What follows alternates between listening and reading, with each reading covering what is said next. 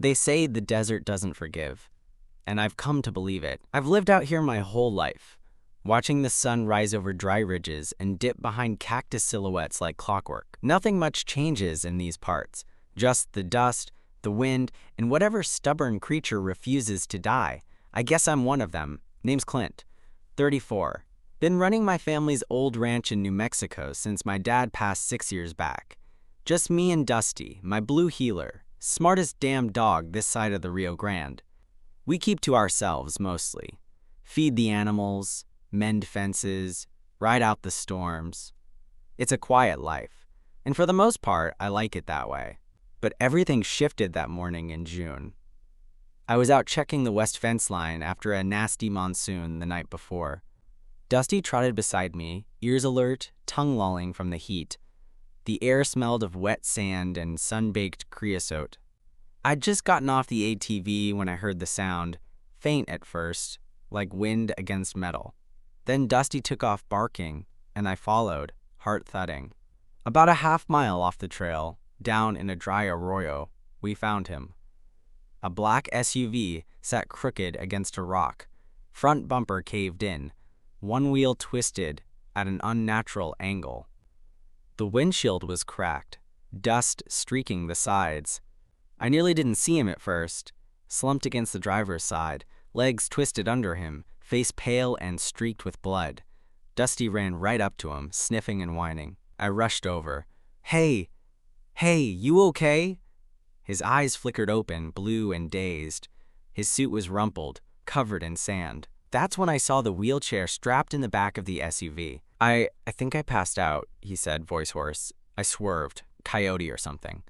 Don't move, I said. You hurt anywhere else? My ribs, maybe? And my ankle shot. But the chair, I'll get it. Just stay put. It took a good 20 minutes to get him upright and into the chair, and I could tell the pain was real. But he was calm. Composed, even. Said his name was Evan. Evan what? I asked as I pushed him out of the ditch and back toward the ATV. Just Evan. I raised an eyebrow. You ain't running from the law or something, are you? He smirked. No, just not in the mood for small talk. Fair enough. I strapped the chair down to the ATV and helped him onto the seat behind me. The ride back to the ranch was slow and bumpy, but he didn't complain once. Just held on, knuckles white, jaw clenched. I caught his eyes once in the rearview mirror, tired but sharp, observing everything. I don't know what made me bring him home instead of driving him straight to the clinic in town. Maybe it was the heat. Maybe it was the fact that Dusty hadn't left his side. Or maybe it was the way he looked at me, like I was the first person he'd trusted in a long time. I set him up in the guest room off the kitchen, brought him water, painkillers, and let him rest. The swelling on his ankle was bad, probably broken. No way he was going anywhere soon. You're gonna have to stay a few days, I told him. He didn't argue, just leaned back in the chair and closed his eyes. Later that evening, I found him staring out the window, watching the sunset paint the hills red. This place, he said quietly. It's beautiful. Like time doesn't exist here. I nodded. Out here, it barely does. That was the first night he stayed. By the second, I found myself looking forward to hearing his voice. By the third, I started to wonder who the hell Evan really was, and why someone like him, clean-cut, polished, soft-handed, had been driving alone through the desert with $1 million watch on his wrist and no ID. I had no clue then what he was running from, or what kind of man he really was, but I was about to find out. Evan didn't say much that first full day, but he watched everything. Every detail. The way I moved around the house, how I fed the animals, how I cooked. I caught him looking at my hands more than once, and when I asked if he needed something, he just smiled that quiet, unreadable smile of his and said, just observing. I found myself checking on him more than I needed to, making excuses to pass through the guest room. He kept his space neat, methodical, almost hotel-like, which made it all the more noticeable when I saw the photo on the side table the next evening. Him in a tux, with another man beside him, both smiling. The other guy had one hand on Evan's shoulder, A wedding photo, maybe. The guy was handsome, clean-cut, maybe a lawyer or politician, but there was something stiff in Evan's smile. The kind of smile you wear for the camera, not for the person next to you. I didn't ask about it, yet. The next morning, I found him outside, in his chair, on the back porch, coffee in hand, wearing one of my old flannels he must have pulled from the laundry basket. It hung loose on him, and I should have cared more that he'd gone rooting through my stuff, but the sight of him there, framed by golden morning light, made me forget what I was even annoyed about. "I hope you don't mind," he said. "Didn't have much to change into." "You're fine," I muttered. "Looks better on you anyway." That got a raised eyebrow. He sipped his coffee, eyes still on me. "You always like this with strangers?" "Only the ones who crash in ditches." That made him laugh. A short surprise thing that caught both of us off guard. Later that day, I caught him watching Dusty chase a ball in the yard, the wind playing with his hair. He looked younger like that. Softer. "Was that your fiancé?" I asked finally, nodding toward the photo. Evan looked up, lips tightening a fraction. "Yeah. You don't sound thrilled about it." He was quiet for a second. Then, it was supposed to be a small ceremony, just family. But his side made it something else. Paparazzi, security, business partners. I didn't even recognize half the people there. "He rich or something?" Evan's mouth twitched, but not into a smile. "Yeah, something like that." I let it go. He didn't owe me anything. Still, something about the way he said it didn't sit right. That night, I found him in the barn. He'd wheeled himself out there somehow, watching the horses with a strange, almost sad expression. "You should have said something," I told him, gently scolding. "You fall out here, no one will find you till morning." "I needed air," he said softly. "And I needed to remember what quiet feels like." We stood in silence. The horses shifted in their stalls, the night buzzing with crickets.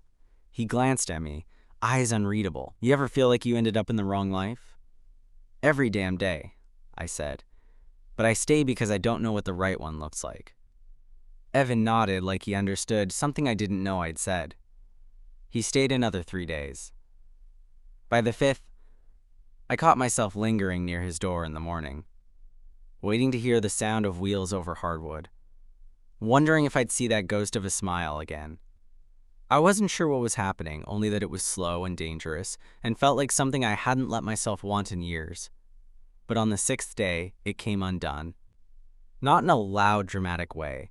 No tears or yelling, just a black SUV pulling up the dirt road. Sleek, tinted, expensive as hell. Evan was on the porch, a book in his lap, Dusty at his feet. When he saw the car, his whole face changed. Not fear, exactly, just disappointment. 2 men stepped out, suits, earpieces. One gave Evan a nod. "Mr. Royce, we've been trying to locate you." Royce, not just Evan, Evan Royce, as in the Royce family, the hotel empire, the billions, the scandal. It hit me like a punch to the gut. And all he said was, "I'm not going back." The tension in the air snapped tight the second those men stepped closer. Dusty let out a low growl from where he sat, and Evan, or Evan Royce apparently, reached down to gently rest his hand on the dog's back. "I said I'm not going back," he repeated, quieter this time, firmer. The taller of the 2 suited guys, buzz-cut with a face like he'd never smiled in his life, didn't flinch. "Sir, Mr. Landon is prepared to renegotiate. He just wants to talk." Evan's jaw locked. Tell my almost husband that dragging me into a PR marriage to save his image isn't going to work. I gave him my answer 6 weeks ago. I meant it. "Mr. Royce, with all due respect." "That's enough." I stepped forward, arms crossed. "He said he's not going. You need directions back to the highway?" Both suits looked me over like they were sizing up a problem they weren't used to dealing with. One wearing boots and dirt under his nails. I didn't care. I was already pissed. Buzzcut cleared his throat. "We'll give you some time." We'll be back tomorrow." They turned and left like nothing had happened, SUV kicking up a cloud of dust as it pulled away. As soon as the engine noise faded, Evan exhaled like he'd been holding his breath since they showed up. I didn't say anything right away. I just stared at him. He finally looked over at me. "You're mad." "I'm not mad," I said, even though I absolutely was. "I just don't like being lied to." "I never lied. You told me your name was Evan. You didn't say you were that Evan, the one who disappeared before a billionaire wedding, the one all the tabloids thought got cold feet or maybe got dumped, the one with security details and fake smiles." He flinched a little at that. "I didn't want you to treat me different." I laughed dry. "Right, because you're just some guy with a busted ankle and $1 million watch." He rubbed his temples, the weight of everything finally pressing in. "Clint, I ran because I couldn't breathe. My whole life's been scripted since I was 12. Marry this guy, take this photo, sit on this board, don't make waves. When Landon and I got engaged, it wasn't love. It was strategy. Our fathers. Idea of synergy. Stock prices went up just from the announcement. And you went along with it?" I asked, still standing stiff, arms folded. I thought I could do it. Be that person. Smile for the cameras, play the game. But every night I came home feeling like a ghost in someone else's skin. And then I saw the ranch on the news. I blinked. "What?" There was a segment. A feature about dying ranches in the Southwest. Your face was in it for like 2 seconds. You were just closing a gate. But you looked at peace. Real. My stomach dropped. "You don't even remember, do you?" he said with a half smile. "That's the thing. You weren't trying to be seen. You just were." I had no idea what to say. My gut still felt like it had taken a kick. But under all the confusion, something else stirred. Something that made me feel seen in a way I hadn't let myself be in years. "I should go," Evan said, voice quiet. "I'll call my own car. I'll be gone before morning." I should have said yes, should have let him go. But I didn't. Instead, I sat down on the porch beside him, resting my elbows on my knees. "You hungry?" I asked after a minute. He blinked. "What?"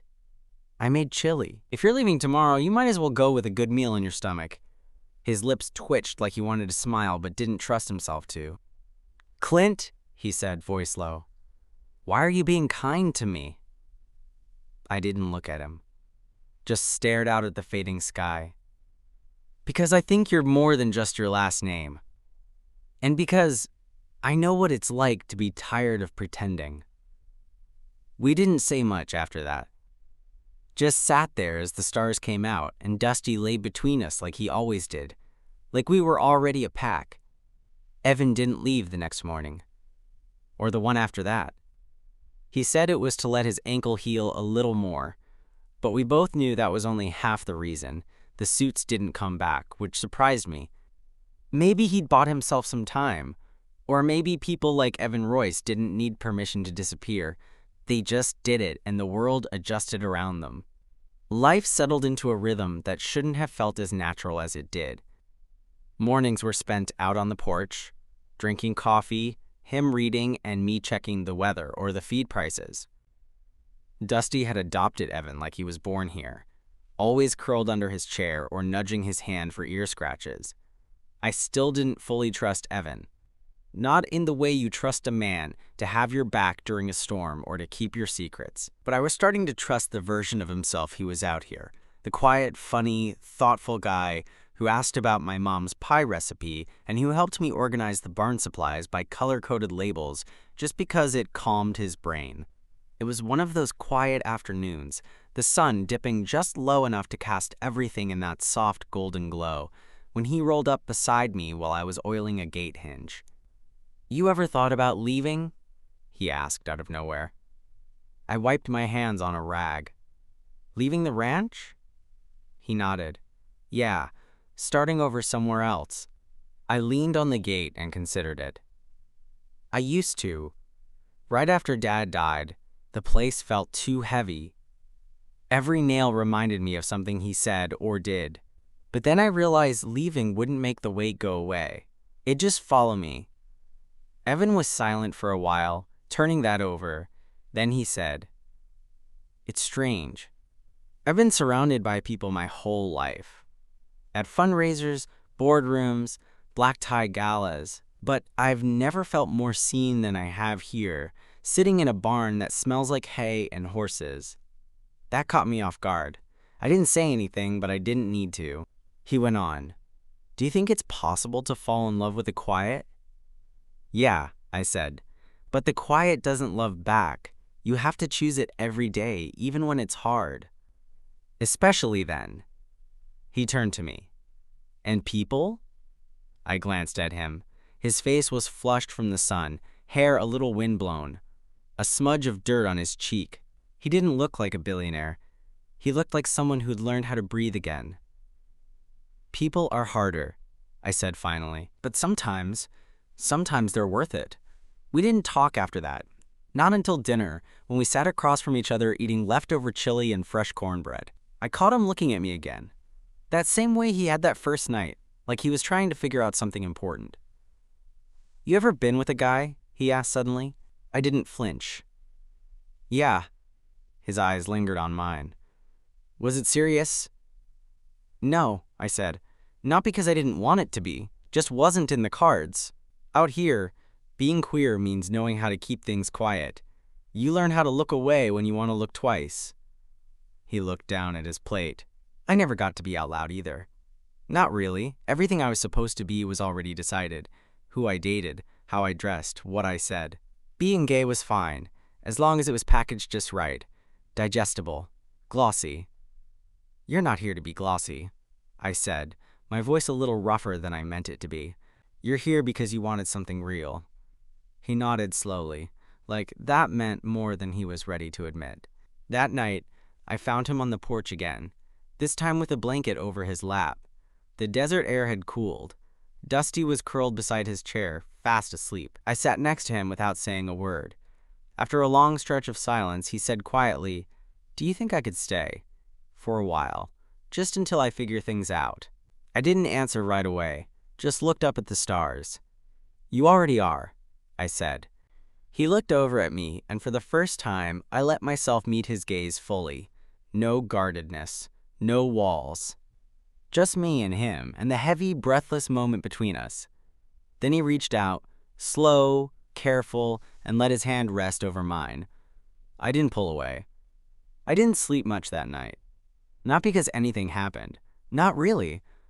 We didn't kiss. We didn't say anything more. But his hand stayed on mine for a long time, our fingers loosely threaded together as if neither of us was ready to be the first to let go.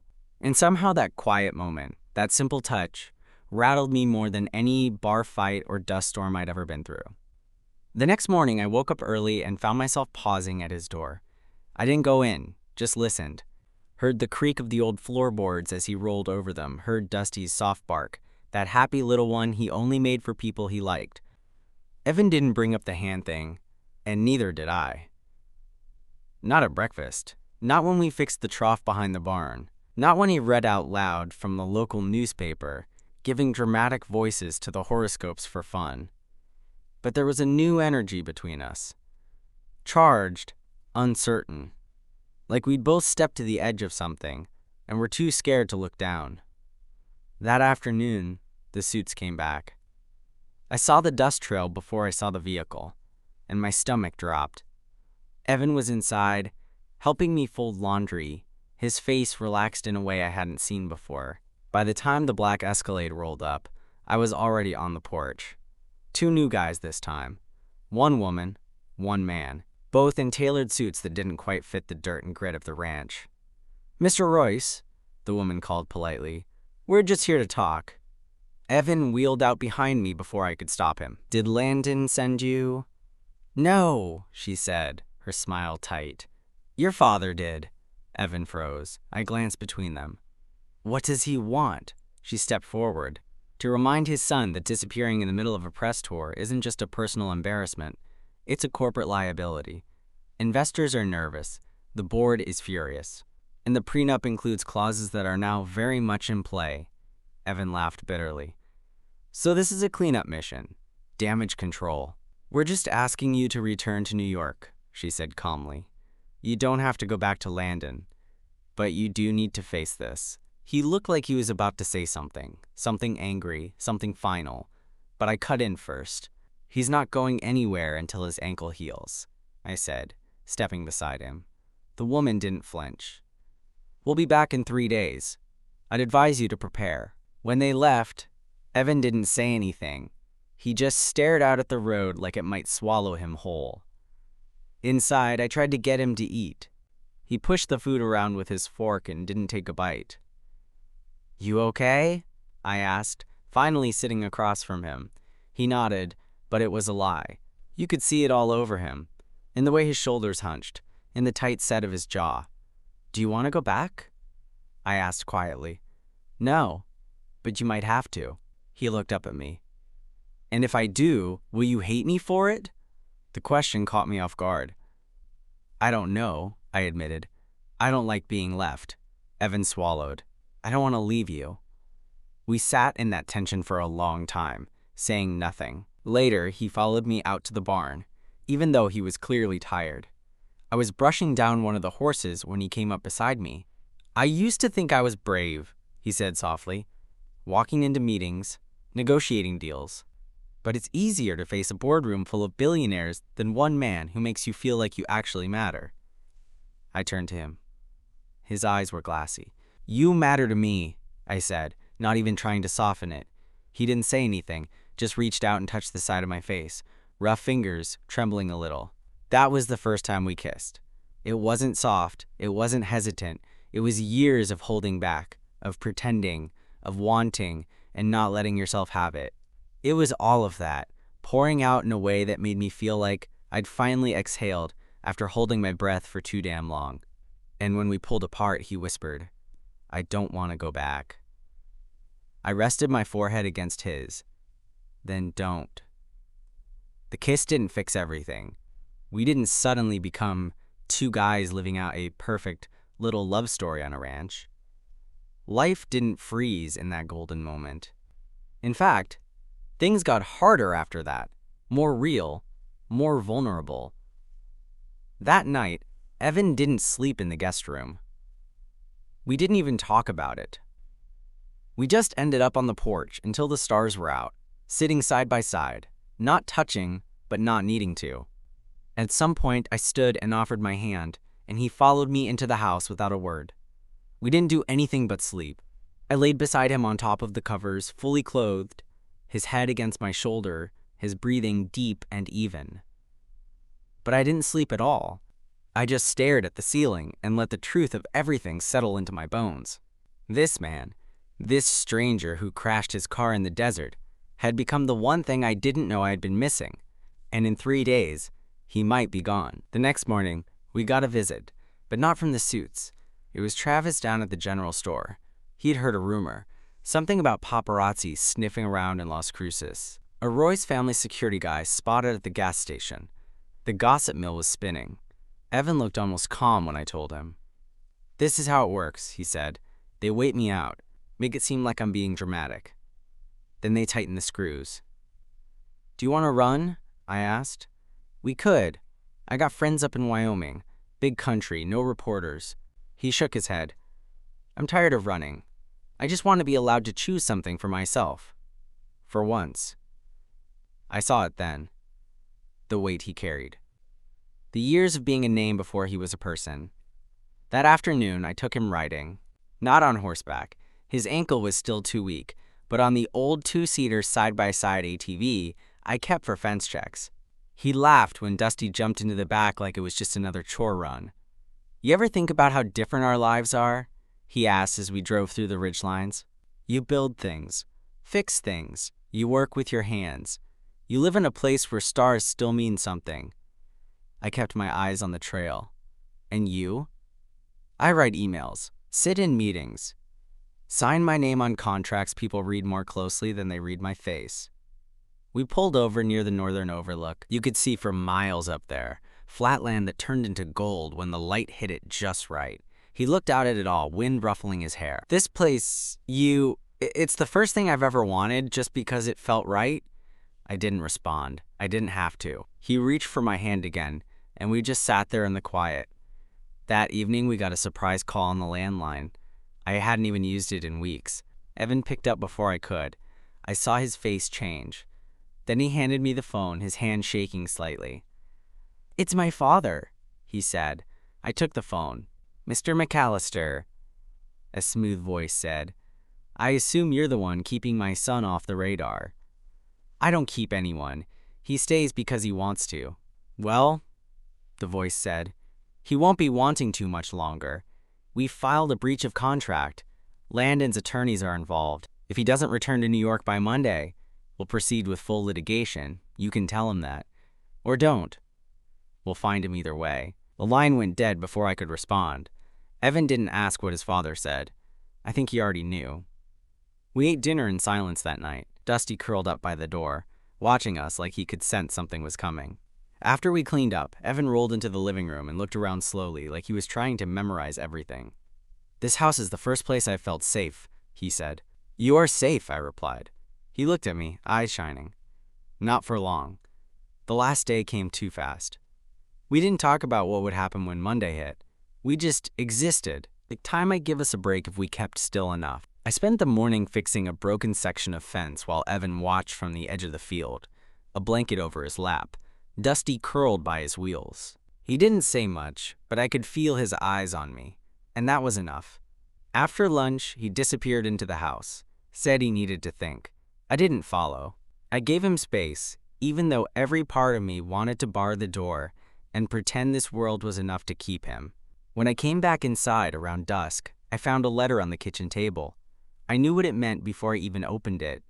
"Clint, I wish I were the kind of man who could stay. You made me believe, for a little while, that I was. You showed me what peace looked like, what home felt like. I've never had that. Not from my family, not from Landon, not even from myself. But I can't hide behind your strength. Not when I've spent my whole life being shaped by everyone else's choices. I have to face the storm I helped create. Not because I want to, but because if I ever want to come back, I need to be someone who earned it. You told me once that you have to choose the quiet every day. I'm choosing to fight for it now, so maybe, someday, I can come back and live it with you. Wait for me, if you want. But if you can't, I'll still be grateful. Because you saved me." Evan, I didn't cry. I just sat there at the kitchen table until the sun was gone, and Dusty came over, whining, resting his head on my knee like he knew exactly what I'd lost. I didn't hear from him for months. Fall came, then winter. The holidays passed without word. I'd scan the news sometimes, see his name in a headline. One article said Landon called off the engagement and blamed irreconcilable values. Another hinted that Evan was stepping back from the Royce legacy entirely. A trust was restructured, a board seat vacated. In one blurry photo, I saw him in a gray hoodie, unshaven, pushing his own wheelchair through a busy sidewalk. He looked free, and that made it easier to wait. I didn't count the days, but I didn't stop looking. Then, on the first warm morning of spring, Dusty started barking like crazy at the edge of the property. I stepped out onto the porch, heart in my throat, and there he was, a dusty rental car pulling up the gravel road. Window down, sunglasses on, hair longer, but still windswept. Same small smile. I didn't move, just watched him park and slowly ease himself out, planting his crutches before shifting into his newer, sleeker chair. He wheeled to the edge of the porch and looked up at me like we were still in the middle of that last conversation. "I kept the flannel," he said softly. I stepped down the stairs, heart racing. "I kept the space," I said back. He smiled, and it wasn't the photo op kind. It was his. Real, quiet, safe. And then he opened his arms, and I walked straight into them. We stood there, the desert wind whipping around us, Dusty barking joyfully behind me, and for the first time in years, I knew exactly where I was meant to be.